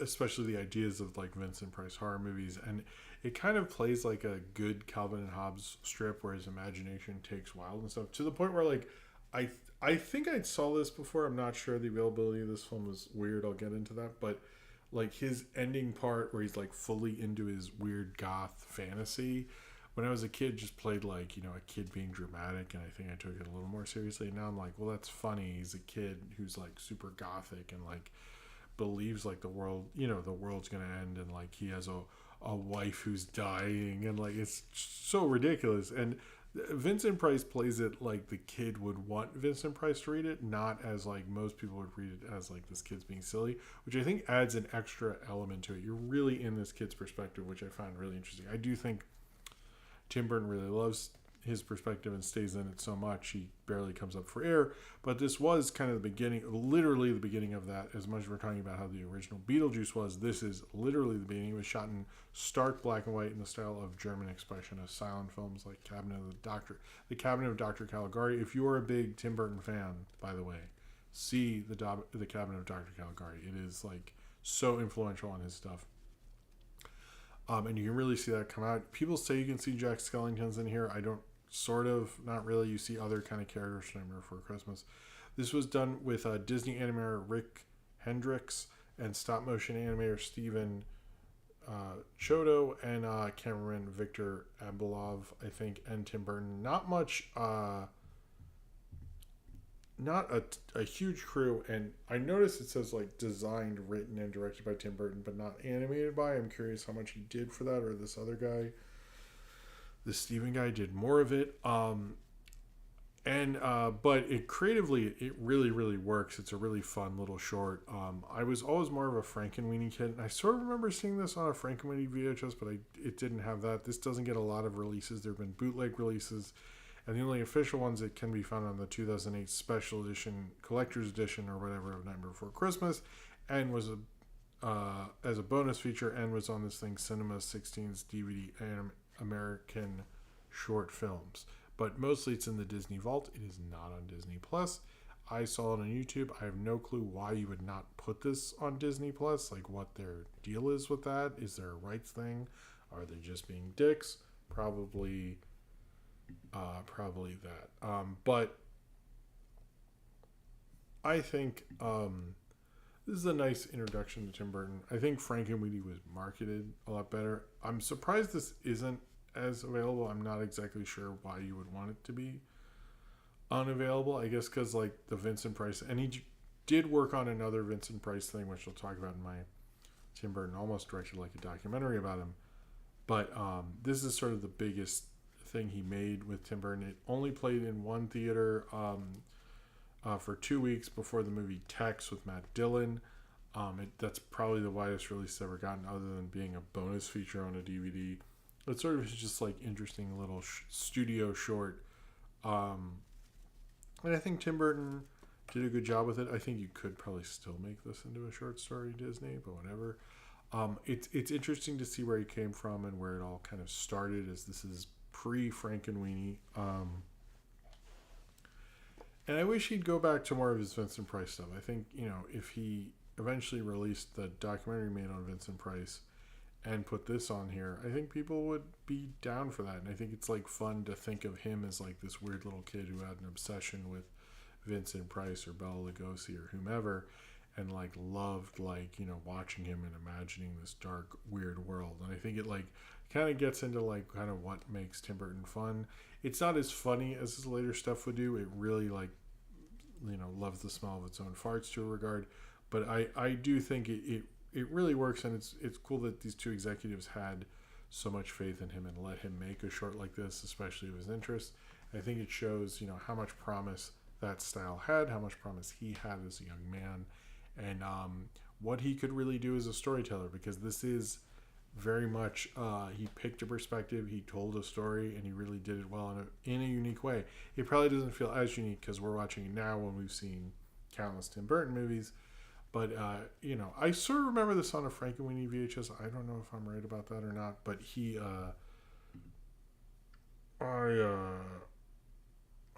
it's on the 2000 DVD release of Nightmare 2. Thank you, Ryan. But I don't know. I like its originality. I like how different it is. But I like, a really dramatic goth little kid obsessed with Vincent Price is, perfect for Tim Burton. But it's also kind of like a deliciously fun, pretentious, but in the laugh, that you laugh about way that I think Tim Burton would better accentuate later, but you still can't you can't not fall in love with this kid and his Vincent Price obsession.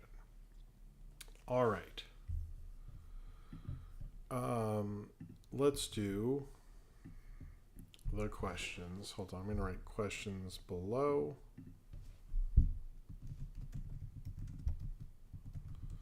Going to take a drink of water, and there's only 2 Patreon questions tonight, unless somebody sent one I'm unaware. Please let me know. But hold on.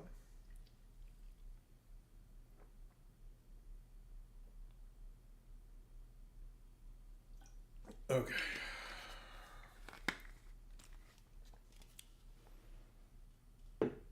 Here we go. All right. Nathaniel Foga asks, what's the South Park episode you felt instantly dated the moment it came out? I think the end of Election 2008, where they're doing a jewel heist thing. I don't know. Some of them, the Jennifer Lopez's Cartman's hand thing, that is dated, but it's funny that I don't care that it's dated. But that's one where I'm that sort of just feels dated to me. So I'd say that one. Austin says, "What? Hey Jim, what a great show tonight. My question is, last but before YouTube questions, I'm guessing the first YouTube question is a Cornbread question. It's not. It's Bloxy Oxenwinkle, right? No. Wait. It's Zane Powers. Sorry. Anyway, my real question is, how would you bring back Betty Boop, and who would you want to animate it? Because as we all know, she still got it.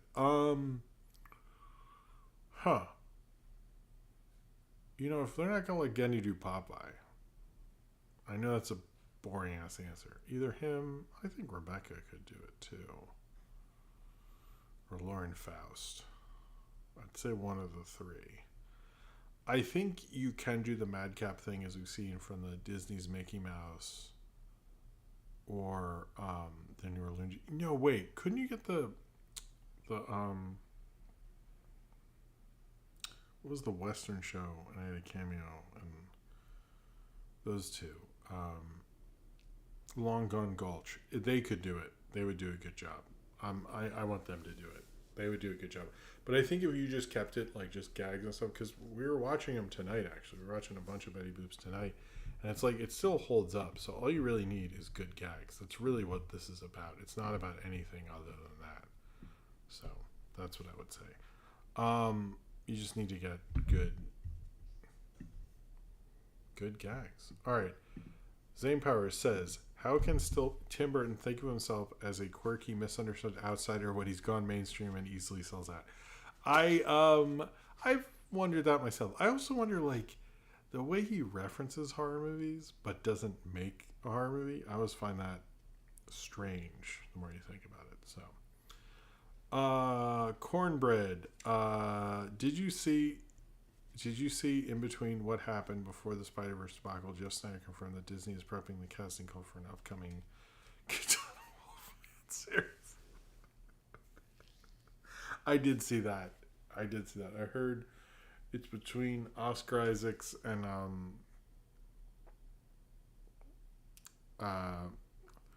She would tell Ejiofor. I don't know. I'm not sure where I was going with that. But yes, I totally saw it. Bloxy Oxenwinkle, which remake or reboot would you want to see Kevin James starring? I wouldn't mind. I bet it would be good in The Honeymooners. Gotta say that now. Bloxy Oxenwinkle, how do you feel about espresso drinks versus energy drinks? I have an espresso machine. I like espresso, but it's like it's just going to get cold. And this sort of works with. It's supposed to rise above.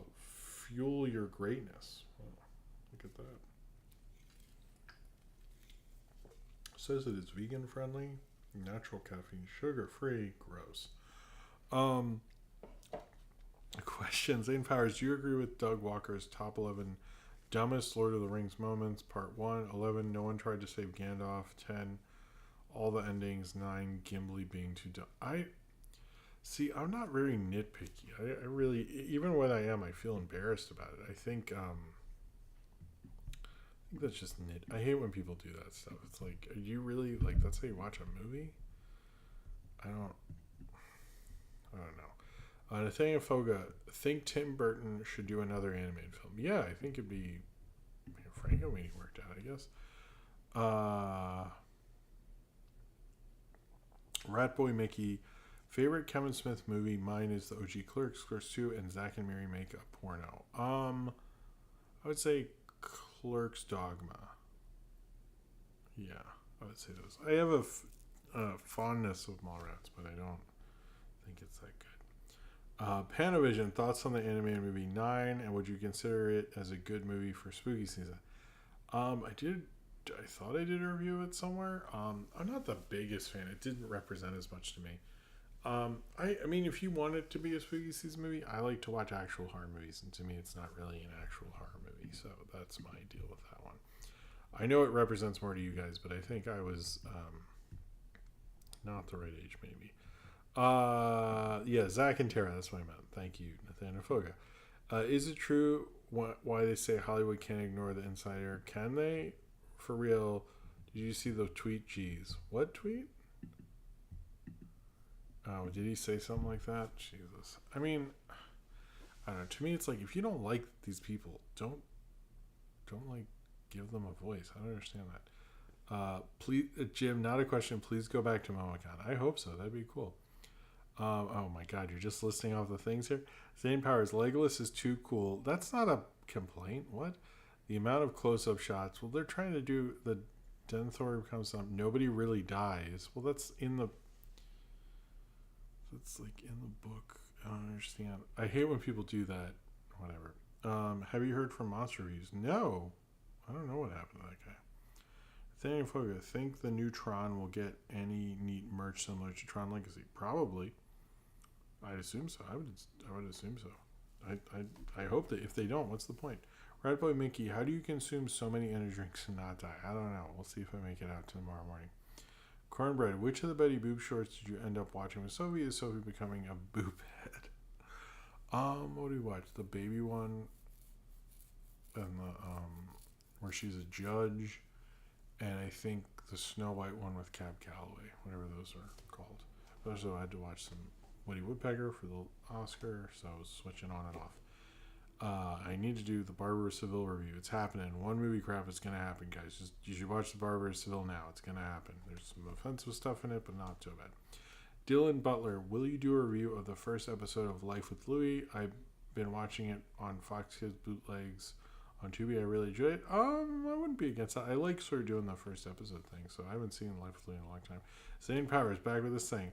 What did they do with Arwen? 3, homoerotic undertones of Frodo and Sam, that's a problem. 2, what they do with Saruman. 1, why didn't they just take the eagles? Okay, here's my thing with number 1. Everybody does this. What if they just took the eagles? Guess what, bitch? Nobody wants to fucking watch that movie. Nobody wants to watch that movie. That is not a good movie. I hate when people go, why don't they just run away from the house in a horror movie? Do you want to see the movie where they... Oh, here's my other thing. Everyone who says that, I would watch a movie where they throw the rings in the volcano and then they just chill and hobbit it and talk about some random ass bullshit. I would watch that movie. But everyone who says that would not watch that movie. Anyone who says about a horror movie would not watch a film that has no point and just has people hanging out for an hour and a half because the denouement was early on in the movie and they're playing with structure. Everyone who thinks that's like a smart observation, it's not. Basically, anytime you're like, are they going to go where there's trouble and it's interesting to watch? Or are they going to go sit on their asses and eat fucking cheeseburgers? Everyone who says they should do the cheeseburger thing, they're just like, understand, like, story. People act certain ways in stories, so it's exciting, like naturally in Hollywood movies. So I don't, when people say that, I just don't think they understand how that works at all. Adele or Butterfly, what would you want as the plot for Beetlejuice 3?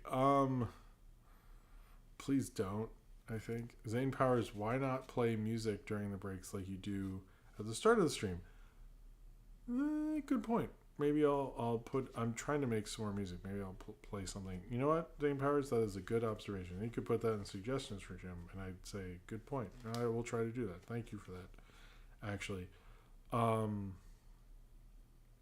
Cornbread, conceptually, what would you say is most important to you? Your past, your present, or your future? I'd say your past and your present, your future. I mean, it's important that it keeps going, though. That's true. They're all zero flavored, Ryan. That's a good point. Christian Gutierrez, first off, how's it going? Hi, Jim. Question. Thank you for being here, Christian Gutierrez. What animation studio director would you want to have a studio or Ghibli Fest style for? Mine would be Mamoru Hosoda's work, including his One Piece movie. It can be outside anime. What animation director would you want to have a studio like a Del Toro? Say Del Toro. Del Toro or Spielberg, I think, would be the most interesting. Zane Powers, Kid Rock or Eminem? No question, I'm taking the third option, Bubba Sparks. Question, kid characters or adult characters? For what? I'm just going to say adult characters just to protect myself. Zane Powers, what's worse to complain about? The Eagle thing or Glinda not telling Dorothy about the slivers? People complain about that? But the thing is, like, anyone who says that would not watch that movie. So it's like, it's not an interesting... The Eagles had shit to do. Alright, leave them alone. Panavision, what's a movie food that every time you see on screen that you instantly crave? Probably pizza, I would say. I don't know. Hello, Nick Gerard, I think. What would you want for the plot of the Billy and Mandy TV movie Destroys Us All? I'm not as familiar with Billy and Mandy, so I don't really want to give a good answer because I don't feel like I would give one. I'm sorry about that. Syndrome, have you seen Bugsy Malone? If so, do you like it? And would you like to see the reverse where adults play kid characters? I haven't. I've heard a lot about it. I feel like that probably has been done where adults play kid characters, but I'm not 100% sure. I would be down for that if they kept it okay. Anyway, I'm going to go. I'm ridiculously tired. If you're seeing this, there's not going to be timestamps tonight. It'll probably be tomorrow if we're lucky. Thank you all for being here. I think the next two will be Beetlejuice and Tim Burton didn't direct part 2. I'm not sure in what order, but we'll see. Yeah. I almost said Beavis and Butthead? Did I? For what? I'm lost. Anyway, I'm confused. It's time to go. Thank you all very much. Thank you for being here. I want to thank the following people for super chats. Black Saxon Winkle, Austin, William Elman, Austin again, Ramsey the Artist, Sinram, Austin, and Red Boy Mickey. Thank you very much for your super chat during the show. I very much appreciate it. I wrote Ren and Stimpy meets Beavis and Butthead in 3rd grade, so I could do a crossover again, I guess. Anyway, thank you all very much for being here. Thank you for your for everything, for watching, for enjoying the channel, all that stuff. I really appreciate it. I hope you guys all have a great night, and I will see you all next time. All right, peace. Good night. No, good night.